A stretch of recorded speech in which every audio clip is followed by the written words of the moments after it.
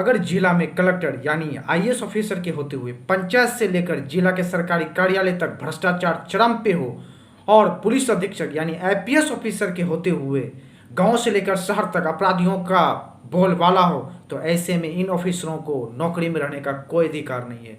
नमस्ते, कैसे हैं? मैं आपका भाई, आपका दोस्त, आपका बेटा अयंग शाह। मैं चर्चा को शुरू करूं उससे पहले मैं ये बता देना चाहता हूं कि मेरा किसी का नाम, पहचान, पद, संस्थान को बदनाम करने का कोई उद्देश्य नहीं है। मैं वही बात कर रहा हूं जो सच है, जो आपको जानना चाहिए। मैं आगे बढ़ूं उससे पहले आप अगर नए हैं तो मेरे चैनल को सब्सक्राइब, लाइक, कमेंट और शेयर कर दीजिएगा। पूर्व प्रधानमंत्री राजीव गांधी ने उड़ीसा के सबसे गरीब जिले कालाहंडी में कहा था कि दिल्ली से हम 100 पैसा भेजते हैं तो आम जनता तक 15 पैसा पहुंचता है, यानी 85 पैसा रास्ता में ही खत्म हो जाता है। यानी ये 85 पैसा कौन खा जाता है? ब्यूरोक्रेट, नेता। अब बहुत लोग नहीं समझते होंगे कि ब्यूरोक्रेट का मतलब क्या होता है। इंग्लिश में ब्यूरोक्रेट कहा जाता है, हिंदी में नौकरशाह। ये जैसे जिला का कलेक्टर होते हैं, एसपी होता है जो आईएएस ऑफिसर है, आईपीएस ऑफिसर है, कमिश्नरी में आईजी, डीआईजी, कमिश्नर, और हर स्टेट में जो विभाग होते हैं जैसे कृषि विभाग, वित्त विभाग, उसमें जो ऑफिसर होते हैं, और मिनिस्ट्री यानी कि केंद्र में जो मंत्रालय होते हैं उसमें जो joint secretary, additional secretary, secretary और भी जो अधिकारी होते हैं उसे ब्यूरोक्रेट कहा जाता है। जो राजदूत होता है वो भी ब्यूरोक्रेट कहलाता है। जो आईआरएस होता है, जो इंडियन रेवेन्यू सर्विस में होते हैं, उन्हें भी ब्यूरोक्रेट ही कहा जाता है। तो जो जिनको ये पता नहीं था तो उनके लिए जानना जरूरी था। अब मैं थोड़ा यूपीएससी के बारे में बता देता हूँ, यानी यूनियन पब्लिक सर्विस कमीशन, संघ लोक सेवा आयोग। इसका उल्लेख संविधान के भाग 14 अनुच्छेद 308 से 323 में किया गया है, और इनमें 3 महत्वपूर्ण अनुच्छेद है, जिनमें अनुच्छेद 311 ऑफिसरों के हटाने की प्रक्रिया को जटिल बनाता है। जैसे आपने देखा होगा इलाहाबाद हाई कोर्ट के जज के घर में पैसा मिला जब उनके घर में आग लगा था। जब उनको चीफ जस्टिस ऑफ इंडिया ने कहा कि आप इस्तीफा दे दो, उन्होंने कहा कि नहीं देंगे। ठीक है, अब उनमें उसके लिए संसद में अभी बहस होगा, प्रक्रिया होगा, वोटिंग होगा, तो संसद को जो दूसरा काम करना चाहिए अब वो जज को हटाने के लिए वो टाइम देगा। तो उसी तरह से जिस तरह से जज को हटाना मुश्किल, उसी तरह से जो आईएएस आईपीएस ऑफिसर है उनको हटाना मुश्किल है। ठीक है, अब है अनुच्छेद 312, इसमें है अखिल भारतीय सेवा यानी ऑल इंडिया सर्विस। इनमें आईएएस, आईपीएस और आईएफओएस यानी इंडियन फॉरेस्ट सर्विस आता है। अच्छा, ये जो तीनों है अखिल भारतीय सेवाएं में, आईएएस, आईपीएस और आईएफएस, ये स्टेट में भी सर्विस देते हैं और सेंटर में भी देते हैं, इसीलिए कहा जाता है अखिल भारतीय सेवाएं। और तीसरा है 315, जिसमें यूपीएससी का और स्टेट पीसीएस का जिक्र किया गया। तो मेरा मुद्दा आज ये नहीं है, मेरा कुछ अलग है। तो यूपीएससी पर बात करते हैं। देखिए, यूपीएससी पे ये आरोप लगता है कि वो हिंदी माध्यम और क्षेत्रीय भाषा के जो एस्पिरेंट होते हैं वो नहीं चाहते कि उनका चयन हो। ठीक है, और इसके लिए वो पूरा प्रयत्न करते हैं। ठीक है, एग्जाम्पल कि यूपीएससी जो पेपर है वो इंग्लिश में बनाती है, उसको ट्रांसलेट हिंदी में करती है और अन्य क्षेत्रीय भाषा में करती है। और ट्रांसलेट इस तरह से करती है कि उसको आम एस्पिरेंट समझना तो छोड़िए, दिल्ली यूनिवर्सिटी के जो हिंदी लिटरेचर के प्रोफेसर हैं जो 30 से 40 साल तक पढ़ा रहे हैं उनको भी समझना मुश्किल होता है। इस तरह से ट्रांसलेट किया जाता है, आप सोच सकते हैं। और इंटरव्यू में भेदभाव होता है, बहुत ज़्यादा होता है। अब देखिए, हर साल 1000 सीट होते हैं, 950 1000 सीट होते हैं। उसमें हिंदी माध्यम का जो चयन है वो 15 से 20 ही अभ्यर्थी का होता है। अगर क्षेत्रीय भाषा का सब मिला के हिंदी भी मिला दिया जाए तो 40 से 50, यानी कि 1000 में 50 क्षेत्रीय भाषा जिसमें हिंदी भी है। अच्छा, वैसे हिंदी तो प्रदेश में ही बोला जाता है। और 950 जो चयन होता है वो ऐसे अभ्यर्थी का होता है जो जिसका पढ़ाई लिखाई बड़े स्कूल, बड़े कॉलेज में हुआ हो, बड़े घर से हो, ठीक है, जिनका माध्यम क्षेत्रीय भाषा या हिंदी ना हो। अब समझिए, जब चयन ही ऐसे बच्चा को हो रहा है या ऐसे अभ्यर्थी को हो रहा है जिन्होंने कभी समस्या को देखा नहीं, जिसने कभी भ्रष्टाचार को महसूस नहीं किया या उसका कभी पल्ला नहीं पड़ा, कभी क्राइम को उन्होंने देखा नहीं, या कभी क्राइम होते हुए या क्राइम होने पर क्या स्थिति होता है उन्होंने कभी उसको महसूस नहीं किया। क्योंकि जो ऐसे अभ्यर्थी होते हैं वो खास, मैंने बोला ना, बहुत सारे ब्यूरोक्रेट के बच्चे होते हैं, बहुत बड़े घर के बच्चे होते हैं, तो उनको इस सबसे उतना ताल्लुकात होता नहीं है, उतना वो चीज़ को उनको समझ नहीं पाता है कि गरीबी क्या होता है, जो समाज में पीछे छूट गए उसको कैसे समाज की मुख्यधारा में लाना है, उनके लिए क्या समस्या है, उनको इस सब का समझ नहीं होता। मैं ये नहीं कहता कि जो चुने जाते हैं सभी ऐसे होते हैं, बिल्कुल नहीं, लेकिन अधिकांश ऐसे होते हैं जिनको समझ नहीं होता है, क्योंकि अब यूपीएससी ऐसे ही अभ्यर्थियों को चुनाव करती है जो चांदी की चम्मच लेके पैदा हुए हैं। अब जब ऐसे लोग चुने जाएंगे तो आपकी स्थिति क्या सुधारेंगे, तो आप सोच ही सकते हो। अब ना मैं एक एग्जांपल देता हूँ, ठीक है। दुनिया में जो भी बड़ा बदलाव हुआ है, यह बदलाव उस व्यक्ति ने किया है जो उस समस्या का सामना किया है, ठीक है। मैं उदाहरण देता हूँ, जैसे बाबा साहब अम्बेडकर, उन्होंने बहुत प्रताड़ना झेला, उन्होंने दलितों को देखा कि उनकी स्थिति क्या है, उन्होंने खुद पढ़ाई के समय और आगे भी उन्होंने खुद अपने पे जो समस्या है, जो तकलीफ़ें हैं, उन्होंने खुद झेला, इसलिए उन्होंने बदलाव कर पाए और दलितों को उत्थान कर पाए। अगर वो समस्या नहीं झेलते या समस्या को नहीं देखते या उन पे नहीं बीतता तो वो नहीं कर पाते। उसी तरह से चे गुवेरा जिनका जन्म अर्जेंटीना में हुआ था, उन्होंने देखा कि दक्षिण अमेरिका में और क्यूबा में अमेरिका का प्रभुत्व बहुत ज़्यादा था, वहाँ के लोग गरीब थे और उस देशों के जो संसाधन थे उन पे अमेरिका यानी यूएसए का कब्जा था। तो इन्होंने फिर, आप जानते हैं कि चे गुवेरा ने फिदेल कास्त्रो के साथ मिलकर क्यूबा को अमेरिकी समर्थित बटिस्टा से आज़ाद करवाया। फिर दक्षिण अमेरिका में भी इन्होंने काम किया और बहुत सारे देशों में इन्होंने अमेरिका विरुद्ध भावनाएं जागृत किया, जिससे अमेरिका का जो प्रभुत्व था दक्षिण अमेरिका के देशों में वो ख़त्म हो पाया। अब माओ से तुंग की बात करते हैं। देखिए, जितना भारत हजारों साल से सबसे मार खाया है, यानी भारत को अरबों ने पीटा है, फ्रांसीसियों ने पीटा है, ब्रिटिशों ने पीटा है, सब ने कूटा है, हजारों साल तक मार खाए हैं हम लोग, ठीक है। उसी तरह से चाइना भी बहुत मार खाया है, मंगोलिया से मार खाया है। उसी मंगोलिया का आक्रमणकारी से बचने के लिए चाइना ने आप जानते होंगे कि दुनिया के 7वां अजूबा में एक अजूबा है ग्रेट वॉल ऑफ चाइना, यानी चाइना की लंबी दीवार, वो मंगोलिया के आक्रमणकारी से बचने के लिए बनाया गया था। तो मंगोलिया ने मारा है, जापानियों ने मारा है, यूरोपियों ने बांट के लूटा है, और खुद चाइना के जो सामंतवादी थे उन्होंने भी चाइना को बहुत ज़्यादा नुकसान पहुंचाया है या अपने ही लोगों का शोषण किया। ये सब चीज़ें माओ से तुंग के दिमाग में आया, उनने सबको देखा, झेला और फिर उन्होंने क्रांति किया। तो फिर पता ही है कि 1 जनवरी 1949 को रिपब्लिक ऑफ चाइना बना और चाइना कहाँ से कहाँ पहुँच गया और हम अभी वहीं हैं, क्योंकि हमारे यहाँ लीडरशिप की कमी रहा है। खैर, मुद्दा में कुछ और है, मैं भटकना नहीं चाहता।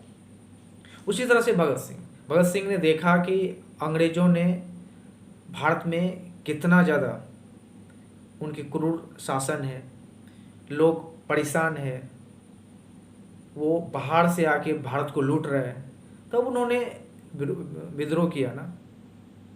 उसी तरह से हिटलर, अब हिटलर का नाम सुनने के बाद बहुत लोगों को एक अलग ही वो मुंह बनाने लगते हैं। देखिए, हिटलर फर्स्ट वर्ल्ड वॉर के बाद जर्मनी का बहुत बुरा हाल ब्रिटिशों ने, फ्रांसीसियों ने और यूएसए ने करके रखा था, ठीक है। और जो जर्मनी के संपन्न भी लोग थे वो शहर में एक झुग्गी झोपड़ी में रहने के लिए मजबूर हो गया था। मतलब जर्मन के लोगों का बहुत बुरा हाल था। हिटलर ने उस चीज़ों को देखा, झेला, समझा और फिर हिटलर ने उस मरे हुए जर्मनी को इतना खड़ा कर दिया कि उसी जर्मनी ने यूरोप के 12 देशों को रौंद दिया। फिर पता ही है कि फ्रांस पे पूरा कब्जा कर लिया, पोलैंड, ऑस्ट्रेलिया, चेकोस्लोवाकिया, इन सब देशों पे। ठीक है, लेकिन हाँ, हिटलर ने 2 गलती कर दिया। एक कि उन्होंने एक समुदाय को टारगेट किया। हो सकता है उस समुदाय कुछ लोग गलत हो, लेकिन उन्होंने पूरे समुदाय को टारगेट किया और 60 लाख यहूदियों को मार दिया। ये गलत था, उनका गलती था सबसे बड़ा। और दूसरा, सोवियत संघ पे हमला कर दिया। सोवियत संघ में बैठा था स्टालिन, मतलब लोहा लोहे से टकरा गया। अगर ये 2 गलती नहीं, अगर ये 2 गलती को अगर आप हटा दो, ठीक है, बाद में सोवियत संघ पे हमला करता। अगर यहूदियों के साथ जो हिटलर ने किया, अगर इसको हटा दो, तो मैं हिटलर का समर्थक हूँ। मैं बिल्कुल समर्थक हूँ हिटलर का, उनकी आइडियोलॉजी मैं मानता हूँ। और मैं समझता हूँ कि भारत में हिटलर जैसा ही लीडर चाहिए। ठीक है, और जब तक ऐसा लीडर नहीं होगा तो आप देखते हो ना, कहीं भाषा के नाम पे मारा जा रहा है, कहीं किसी चीज़ पे नाम पे तोड़ा जा रहा है। तो भारत ना एक बारूद के ढेर पे है, और गलियों के जो गुंडे होते हैं वो अपने अपने हिसाब से अपने अपने रंगदारी कर रहे हैं। ठीक है, क्योंकि लीडरशिप की कमी है, मजबूत लीडरशिप की कमी है। तो मैं हिटलर का समर्थक हूँ। मैं तो 11-12 में था तब हिटलर की किताब खरीदा था, माइन काम्फ। ठीक है, तो लेकिन हाँ, हिटलर के 2 चीज़ों से मैं थोड़ा सा वो हूँ कि पहला कि उन्होंने यहूदियों पे हमला किया, कत्लेआम किया, मैं उसका समर्थक नहीं हूँ। क्योंकि एक व्यक्ति गलत करे, कुछ व्यक्ति गलत करे, आप पूरे समुदाय को सजा नहीं दे सकते। और दूसरा, उन्होंने सोवियत संघ पे हमला किया, तो मैं इसका खंडन करता हूँ। अगर ये दोनों को हटा दो तो मैं हिटलर का समर्थक हूँ। ठीक है, अगर कोई मुझसे बहस करना चाहे तो मैं कर सकता हूँ। हाँ, तो मैं मुद्दा से नहीं भटकना चाहता हूँ। मैं क्या कहना चाहता हूँ कि जिसने समस्या को देखा, तकलीफों को झेला, वही परिवर्तन ला पाया। और जो चांदी के चम्मच लेके पैदा हुआ, वो सिर्फ औपचारिकता निभाया। तो यूपीएससी अधिकांश ऐसे ही चांदी के चम्मच लेके पैदे हुए एस्पिरेंट को चुनता है, और हिंदी माध्यम या अन्य क्षेत्रीय भाषा के माध्यम की जो एस्पिरेंट को वो फूटी आंख भी वो देखना नहीं चाहता है। समझ रहे ना, इसलिए आपके जिला का ये हाल है।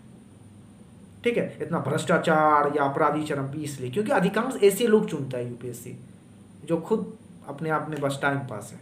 समझ रहे ना। देखिए, अब आप चाहते हो कि जो ऐसे लोग जिनको बचपन से कोई परेशानी नहीं हुआ, सब चीज़ उनको घर पे ही मिल गया, सारी सुविधा, सभी चीज़ें, वो आके आपके ज़िला में भ्रष्टाचार मुक्त जिला दे या क्राइम मुक्त जिला दे, ये उनकी औकात नहीं है। अब मैं ये नहीं कहता कि ये जो ऐसे लोग आते सब के सब गलत हैं, बिल्कुल नहीं, या उनकी क्षमता नहीं, बिल्कुल नहीं। अधिकांश की क्षमता नहीं, कुछ तो क्षमता है, कुछ काम करते भी अच्छे हैं, लेकिन अधिकांश, बोला ना, जब तक आप उस स्थिति को नहीं देखोगे, उस समस्या को नहीं देखोगे, आप बदलाव ला ही नहीं सकते हो। आपकी बस की बात ही नहीं है, ये सच है। अब देखिए, अधिकांश ही जो यूपीएससी एस्पिरेंट होता है ना, मतलब अधिकांश क्या, 90% या उससे भी ज़्यादा, उनकी सोच क्या होता है, यूपीएससी एग्जाम देना है, पास हो जाना है, अच्छा घर बंगला मिल जाएगा, बॉडीगार्ड मिल जाएगा, गाड़ी मिल जाएगा, अच्छे घर में रिश्ता हो जाएगा, पैसा आता रहेगा, ये मानसिकता है। अब ये मानसिकता वाला भ्रष्टाचार खत्म करेगा क्या? ये मानसिकता वाला आपको अपराध मुक्त समाज देगा क्या? बोलिए, कभी नहीं दे सकता, क्योंकि वो यही गंदा मानसिकता अधिकांश 90% से ज़्यादा का, समझ जाओ। तो आप कैसे चाहते हो कि भाई जी आप आराम से सोओगे और आपकी सुरक्षा होगा? नहीं हो सकता ना, क्योंकि ये सोच यही है। इस पर कोई बात नहीं करता, मैं कर रहा हूँ, ठीक है, क्योंकि मैं उस बीच रहा हूँ, मुझे पता है अधिकांश की सोच यही है। वो सोच वाला आके आपके जिला संभाल रहा है, क्या घंटा संभालेगा? वो तो उसी में मग्न है कि भैया बंगला मिल गया, गाड़ी मिल गया, बॉडीगार्ड मिल गया, नौकर मिल गया, अच्छी फैमिली है, बात खत्म, आप गए तेल लेने। तो वो मानसिकता वाले लोग चुने जाते हैं, इसलिए आपके जिले की दुर्गति है, अधिकांश जिले की ये दुर्गति है। अब सोच क्या होनी चाहिए जी? ये सब तो आम बात है ना कि आप ठीक है, अब चयन हो गया तो गाड़ी, नौकरी, सब तो आम बात है। मेन सोच ये होना चाहिए कि अगर आप आईएएस ऑफिसर हो तो मैं जिधर जाऊं उधर करप्शन ना हो। अगर आप आईपीएस ऑफिसर हो तो आपकी ये सोच होनी चाहिए कि मैं जहां जाऊं अपराध ना हो, लेकिन ये सोच है ही नहीं। सबको तो नवाबी दिखाने आना है ना जी, अधिकांश की। मैं सबकी बात नहीं कर रहा हूँ, अधिकांश तो बस नवाबी दिखाने के लिए आ रहे हैं ना, ठीक है। और उनके हाथ आप जिला देते हो, वो संभाल नहीं पाएगा। सपना देख रहे हो, कभी नहीं हो सकता। एक तो सोच इनकी गलत है अधिकांश की। अब बात करता हूँ लवासना, जो नहीं जानते तो मैं बता दूं। इसका फुल फॉर्म होता है Lal Bahadur Shastri national academy of administration. ये मसूरी उत्तराखंड में है। यहाँ आईएएस, आईपीएस और आईएफओएस का ट्रेनिंग होता है, जिसमें आईएएस और आईएफओएस यानी इंडियन फॉरेस्ट सर्विस का 2 से 3 महीना का ट्रेनिंग होता है। प्रॉपर यहाँ आईएएस का ट्रेनिंग होता है। एक ये हो गया। दूसरा होता है SVPNPA यानी सरदार वल्लभ भाई Patel national police academy Hyderabad. यहाँ आईपीएस का ट्रेनिंग होता है, ठीक है। मेरे अनुसार ये दोनों जगह सिविल सर्वेंट यानी नागरिक सेवा के लिए ऑफिसर तैयार नहीं करते हैं। अच्छा, लोगों को कहा जाता है सिविल सर्वेंट। सिविल सर्वेंट का मतलब होता है नागरिक सेवा। ये नागरिक सेवा के लिए चयन नहीं करते हैं, ये बना के नागरिक सिविल सर्वेंट बना के नहीं भेजता है, ये नवाब बना के भेजते हैं। समझ रहे हैं। एक तो 90% की सोच क्या है कि भैया नौकरी ले लेना है, अच्छा घर मिलेगा, नौकर मिलेगा, गाड़ी मिलेगा, अच्छा घर में रिश्ता होगा, पैसा मिलता रहेगा, अपना वो चलता रहेगा। ऊपर से लवासना और हैदराबाद इनको नवाब बना के भेज रहे हैं। दो बड़ी, समझ रहे हैं ना आप? समझिए मैं क्या बात कर रहा हूँ, आप समझिए।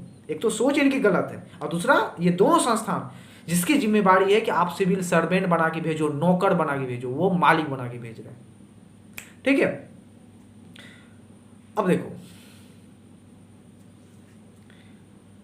अब ना ऐसे ऑफिसरों से ना आप जब मिलोगे ना, आप अगर गरीब हो, अगर कुछ आप सक्षम नहीं हो, तो आप नहीं मिल पाओगे इनसे, नहीं मिल पाओगे, बड़ा मुश्किल है। लेकिन आप इनको देखे होंगे, जब कोई मिनिस्टर आता है या चीफ मिनिस्टर आता है तो उसके पीछे कैसे इनकी फुर्ती खुल जाता है, आगे पीछे करते हैं। अरे भैया तुम सिविल सर्वेंट हो, शर्म तो करो, कम से कम जिसके लिए आए हो जनता की सेवा के लिए, कम से कम उससे तो मिल लिया करो। लेकिन वहाँ नहीं मिलना है, वहाँ बात भी नहीं करना है सही से।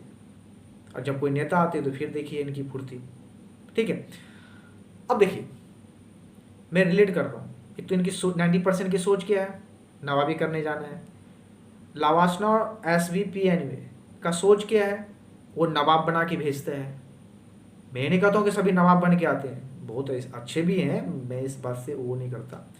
और तीसरा, आग में घी काम करता है, जो जनता की मानसिकता है। क्या मानसिकता है जी, मैं बताता हूँ आपको। अब लोग कहते हैं कि जो कलेक्टर होता है ना, वो जिला का मालिक होता है। मैं बोलता हूँ कलेक्टर जिला का मालिक नहीं होता है, कलेक्टर जिला का सबसे बड़ा नौकर होता है। समझ रहे हो ना आप? तो उसको मालिक बोलना बंद करो।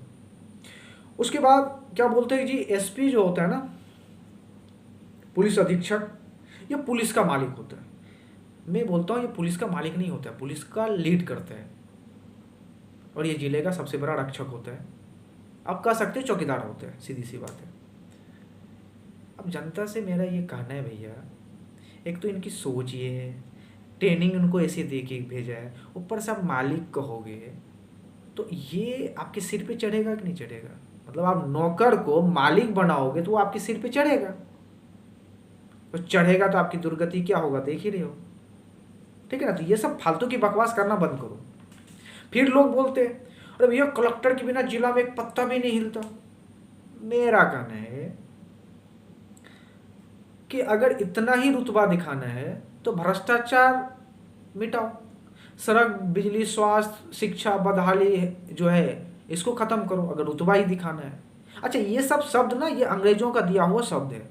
ये कलेक्टर जिला का मालिक होता है, इनके बिना पत्ता नहीं हिलता है, ये सब अंग्रेजों की जमाना, क्योंकि अंग्रेज का शासन में चाहता था कि जो पुलिस व्यवस्था है वो कठोर हो, लोग डरे। समझ रहे ना? अंग्रेज तो चला गया, ये सोच अभी तक लोगों के दिमाग में है। भाई आप मालिक मत बोलो, नौकर है। समझ रहे हो ना? नौकर को मालिक नहीं बोला जाता है। एक तो उनकी सोच ऐसी है, एक ट्रेनिंग ऐसी देखी जाती है, और ऊपर से आप मालिक बोलते हो, तो आप सोच सकते हो कि उनका रुतबा क्या होगा। इसलिए तो देख ही नहीं है वो स्थिति क्या है। ठीक है, नौकर को मालिक नहीं बोला जाता है, ये अंग्रेज का दिया हुआ गंदा शब्द है जो हम लोग लेके चल रहे हैं।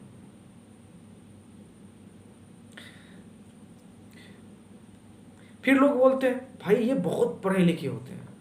मैं बोलता हूँ बिल्कुल पढ़े लिखे होते हैं। मैं तो ये भी बोलता हूँ कि जो यूपीएससी एस्पिरेंट है, जिसने पढ़ाई किया है, बेशक वो सफलता नहीं हुआ, अच्छा, अगर जिसने अच्छे से पढ़ाई की है और जो सफल हुआ, जो असफल हुआ, उसके बीच बहुत धागे भर का अंतर होते हैं। मैं बोलता हूँ पढ़े लिखे होते हैं, बिल्कुल होते हैं, मैं इससे होती नहीं करता हूँ। लेकिन उससे आपको क्या, हेलो जनता जनार्दन, वो पढ़े लिखे हैं या कोई कितना भी पढ़े लिखे, उससे आपको क्या, आपको तो बस इससे मतलब होना चाहिए ना कि आप सरकारी कार्यालय जाओ और आपका काम हो जाए, कोई फीस न देने पड़े, कोई आपको दौड़ना ना पड़े, कोई आपको पैसा ना देना पड़े। अगर आप जिला में हो और आपको ये होना चाहिए कि अपराध मुक्त आपको माहौल मिले, समाज मिले, कि आपकी बहू बेटी जाए तो कोई आप किसके कान के सोना ना छीन ले, आपकी बेटी बहू सुरक्षित घर में आए। आप कहीं रोड पे या साइड में कहीं बात कर रहे हो तो आप मोबाइल को ऐसे पकड़ के बात मत करो, ये डर के कि कोई मोबाइल लेके ना चला जाए। आप कहीं शहर में जाते हो और कहीं आप बाइक लगाते हो और ये डर रहता है कोई चुरा के नहीं लेके चला जाए।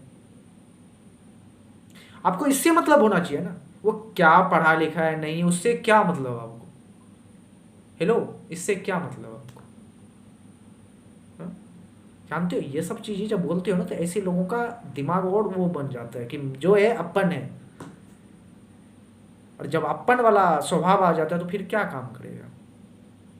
समझ रहे हो ना ये बातें, ये सब चीज़ें बंद करो, ये सब फालतू की बकवास है, ये सब बंद करो। आपको काम से मतलब होना चाहिए, वो क्या पढ़ा लिखा नहीं है, क्या करोगे उसका, डिग्री चाटोगे क्या, क्या करोगे आप, आपको काम का मतलब है ना, वो बोलो ना। आप बेमतलब को उसको सिर पे चढ़ाते हो। मैं आपको बताता हूँ, मान लो कोई रेल मिनिस्टर है, वो हार्वर्ड से पढ़ के आया, देखने में भी सुंदर है, इंग्लिश भी अच्छा बोलते हैं, और रेलवे दुर्घटना हो रहा है, हर रोज हो रहा है या बार बार हो रहा है, और आपके मान लो कोई 5 परिजन रेलवे दुर्घटना में मर जाए, और कोई आपको आके बोले अच्छा मर गया तो क्या करोगे, रेलवे मिनिस्टर देखो कितना अच्छा है देखने में, देखो वो कितना अच्छा इंग्लिश बोलता है, देखो वो तो हार्वर्ड से पढ़ के आया है, तो क्या करोगे आप, उसको चप्पल खोल के मारोगे ना। भैया उससे क्या मतलब आपको, रेलवे मिनिस्टर कितना पढ़ा लिखा है या क्या है, आपको ये चाहिए ना कि आपके जो परिजन रेलवे में सफ़र करते हैं वो सुरक्षित करें। अगर वो सुरक्षा दे पाते हैं, अगर सही से रेलवे संभाल पाते हैं तो ठीक है, नहीं तो इसे पढ़ाई लिखाई क्या करोगे आप, अचार करोगे क्या। कोई बोलते देखो यार फॉरेन मिनिस्टर क्या बोलते हैं, कमाल के। मैं बोलता हूँ तो भाई ये ट्रम्प था, वो पूरा महफिल क्यों लूट लिया।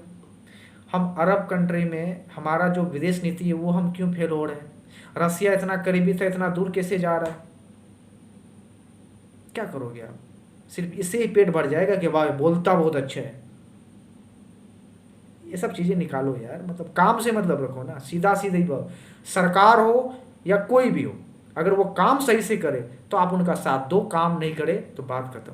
उनके भाषण से और उनके उती से प्रभावित मत हो, उससे आपको मतलब नहीं होना चाहिए, जनता को उनका काम से मतलब होना चाहिए।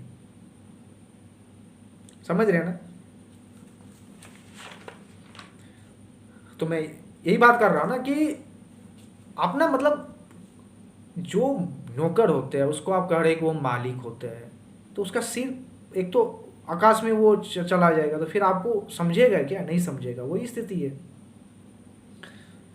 और फिर ना मैं ऐसे ऑफिसरों को कहना चाहता हूँ जो बोलते हैं, जो इंजीनियरिंग बड़े कॉलेज से करते हैं, मेडिकल करते हैं, एलएलबी करते हैं और फिर वो यूपीएससी में आते हैं। मैं ये नहीं कहता कि आपको नहीं आना चाहिए, ठीक है आओ, लेकिन समाज सेवा का नाम क्यों बोलते हो कि भैया मैं इसलिए आ पाया क्योंकि मैं समाज सेवा करना चाहता हूँ। भाई ये बात ना जच नहीं रहा है मुझे। मैं एग्जाम्पल देता हूँ, अगर आप बड़े कॉलेज से इंजीनियरिंग किए हो तो आप बिजनेस करो, स्टार्टअप करो। आप जब वो करोगे तो आप लाखों लोगों को रोजगार दोगे, लाखों नहीं तो हजारों को दोगे, देश की जीडीपी मजबूत करोगे,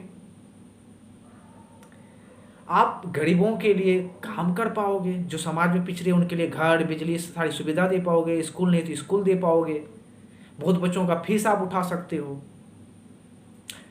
अब जिस जिले में हो, उस जिले में अगर करप्शन है, अपराध है, तो आप आवाज़ उठाओगे।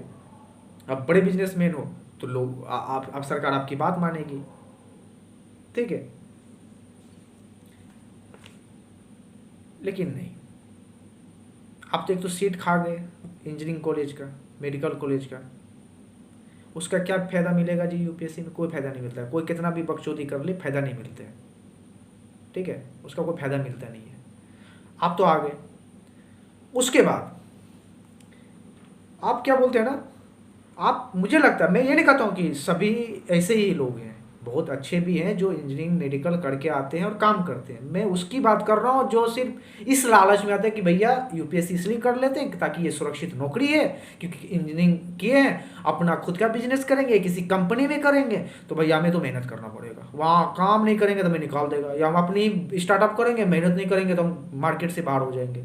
आप यूपीएससी इसलिए कर रहे हो कि हमें सुरक्षित नौकरी चाहिए, घर चाहिए, बंगला चाहिए, नाम चाहिए, शोहरत चाहिए, तो आप गंदे सोच वाले हो। माफ़ करना, आप मेरी बात बुरा लगेगा, गंदे सोच वाले हो। और ये इसको ना समाज सेवा का नाम मत दो यार, ये चीज़ें ना जमता नहीं है। मैं एग्जाम्पल देता हूँ आपको। पढ़े लिखे हो, इन्फोसिस के नारायण मूर्ति का नाम सुने हो? हेलो, एक्सक्यूज मी, वो भी तो इंजीनियर है, उन्होंने तो कंपनी खड़ा कर दिया, देश की जीडीपी योगदान दे रहे हैं, लाखों लोग को रोजगार दिया है उन्होंने। समझ रहे हो ना, लाखों लोगों को रोजगार दिया है, और करोड़ों आदमी, अब जो लाखों लोग काम कर रहे हैं तो उसके साथ फैमिली भी होता है, करोड़ों आदमी का पेट पल रहा है। और बहुत सारे गैर सरकारी संस्थाएं, उनकी पत्नी है सुधा मूर्ति, उन्हें बहुत सारी गैर सरकारी संस्थाएं जो कि अंधों के लिए इलाज की मुफ्त करवाती है, जो हार्ट, जो गरीब लोग हैं जो हार्ट के इलाज नहीं करवा पाते हैं उनकी व्यवस्था करते हैं, बहुत सारी करते हैं। बहुत सारी जो संस्थाएं उनके उनके पैसे पे चल रहे हैं, वो भी तो समाज सेवा है क्या? अच्छा बताओ, रतन टाटा से ज़्यादा है क्या? मुझे लगता है कि आप जो समाज सेवा का नाम बोल रहे हैं ना, तो हजारों लाखों आईएएस आईपीएस ऑफिसर, अभी तो उतना बना भी नहीं है, उससे ज़्यादा तो रतन टाटा जी ने सेवा कर दिया। वो समाज सेवा नहीं है क्या? क्या एक बिजनेसमैन बन के आप समाज सेवा नहीं कर सकते क्या? आप नौकरी दिए, वो समाज सेवा नहीं है क्या? देश की जीडीपी में योगदान दिए, वो समाज सेवा नहीं है क्या? नहीं है क्या वो? आप स्कूल बनवा दोगे, वो समाज सेवा नहीं है क्या? लोगों को घर बनवा दोगे, वो समाज सेवा नहीं है क्या? समाज के पिछड़े लोगों को आप समाज की मुख्य धारा में ला दोगे, वो समाज सेवा नहीं है क्या? सिर्फ यूपीएससी करके ही समाज सेवा होता है क्या? भैया देखो, आना है तो आ जाओ, फालतू की बकवास मत करो कि भैया मैं सेवा करना था इसलिए मैं यूपीएससी में आ गया। ये नहीं करो यार, सीधा बोलो ना, मुझे सुरक्षित नौकरी था, नौकरी करना था इसलिए मैं यूपीएससी में आ गया। क्योंकि मैं अगर किसी कंपनी में होता, काम नहीं करता, तो मुझे निकाल दिया जाता। मैं खुद की कंपनी बनाता, काम सही से मैं करूँगा नहीं, तो मैं ऐसे मार्केट से भाग रहा था, यूपीएससी में आ गया, कुछ करूँ या ना करूँ, अपना तो चलता रहेगा। तो भैया ये बात बोलो, समाज सेवा का नाम मत बोलो, ठीक है ना? ये जमता नहीं है बात, ठीक है ना? आप बिजनेसमैन बन के भी समाज सेवा कर सकते थे, तो ये सब चीज़ें नहीं चाहिए।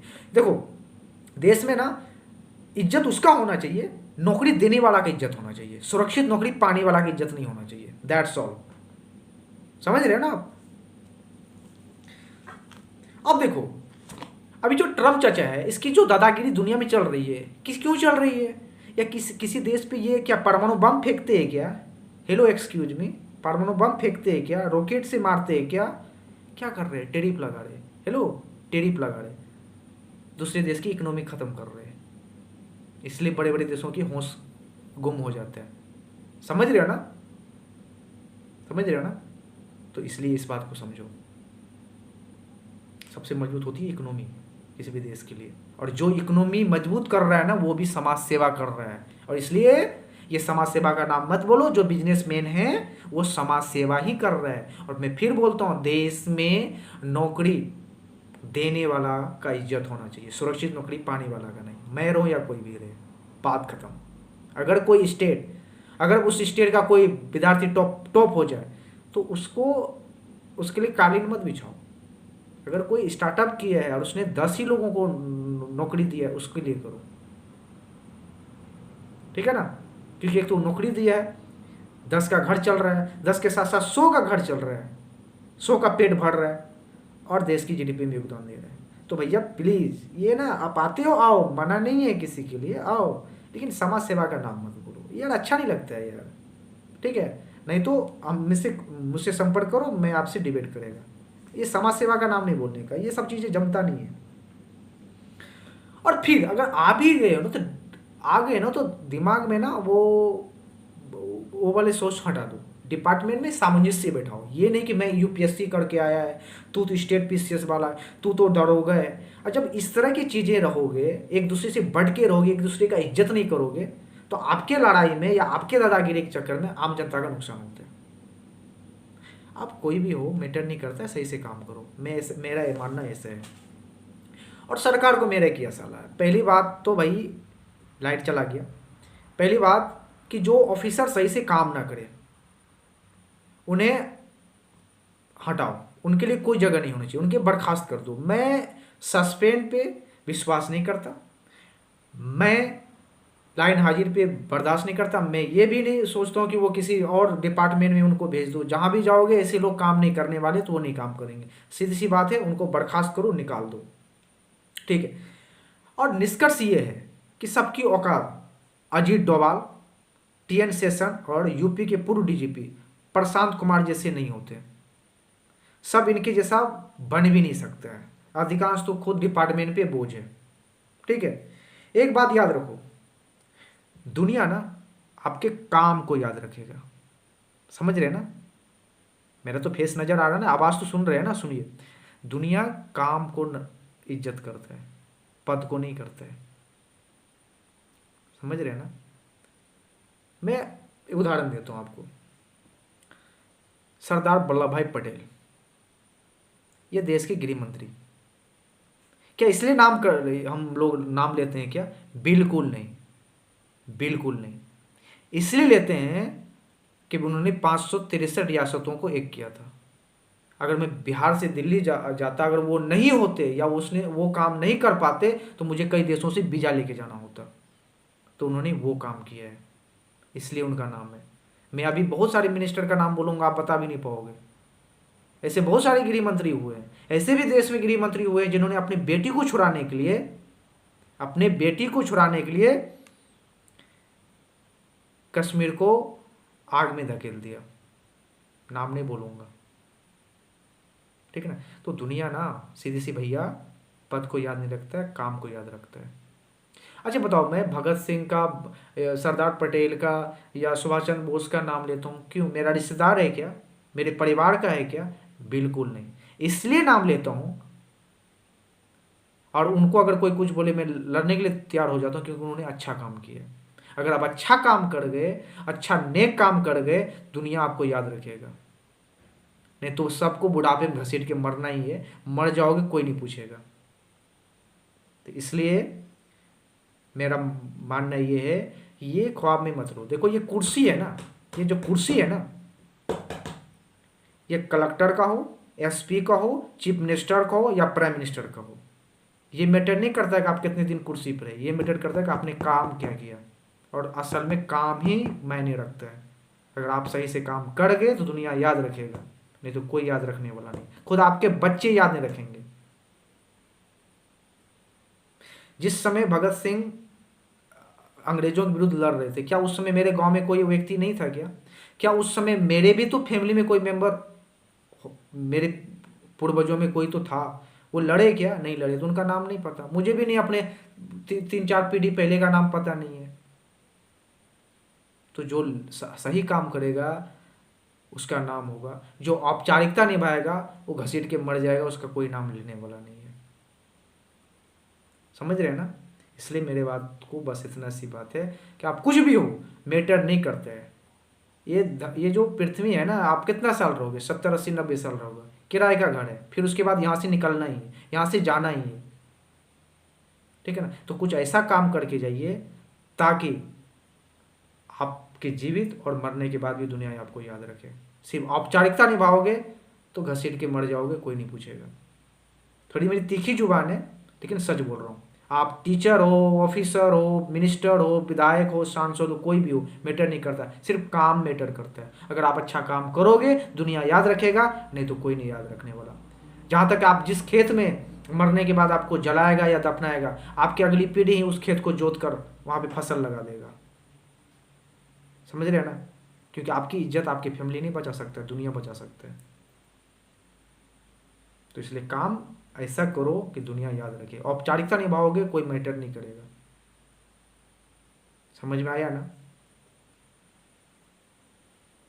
तो इसलिए मैं सबको, जो भी आप, कोई भी हो, आप टीचर हो, आप आईएएस हो, आईपीएस हो, मिनिस्टर हो, विधायक हो, सांसद, जो भी हो, अच्छे से काम करो। अगर काम नहीं कर पाए तो फिर स्थिति तो आपको कोई नहीं जानने वाला। अब देखो ना, अभी लाइट चला गया, अभी नाइट का रात 3 बज रहे हैं,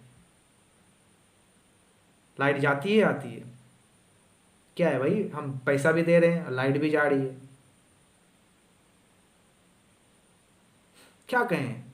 तो बस तुम ना, मतलब जो भी है ना, बस एक फॉर्मेलिटी निभाओगे कि हम इतना से इतना दिन तक रहे, उसके बाद चले जाओगे, कोई नहीं पूछेगा। तो इसलिए दुनिया पद को याद नहीं करती है बाबू, दुनिया काम को याद करती है। इसलिए अच्छा काम कर जाओ। आज बस इतना ही, क्योंकि मैं चाहता वीडियो बंद कर देता, लाइट चला गया, लेकिन नहीं, जो बोलना है बोलना है, जो पूरा करना है करना है। आप बिल्कुल सुनिए, और आप सुनते होंगे और सुन रहे हैं, इसके लिए बहुत बहुत धन्यवाद। बस यही बात है कि दुनिया में आए हैं तो कुछ करके जाइए, ठीक है। नौकरी पैसा वो तो बात है ही, कुछ ना कुछ इंसान पेट भरने के लिए कर ही लेते हैं। कुछ काम ऐसा करके जाओ दुनिया याद रखे, ठीक है। तो बस आज इतना ही, फिर मिलते हैं किसी दिन किसी और मुद्दे पर। तब तक के लिए जय हिंद।